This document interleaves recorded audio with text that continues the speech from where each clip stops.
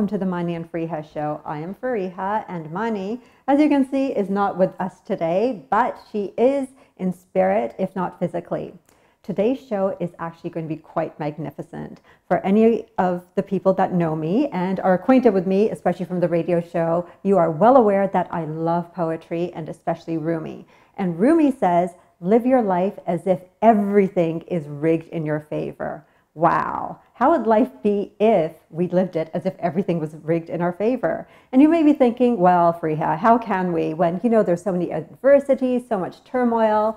And then I have the answer for you from Eckhart Tolle. And he says that it's never the situation, but our reaction to the situation.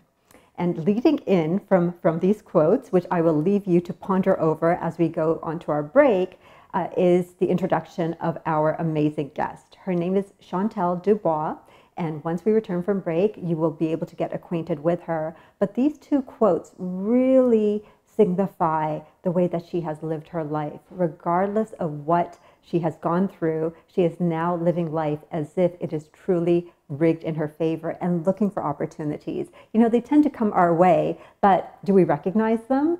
Are they in our awareness and consciousness?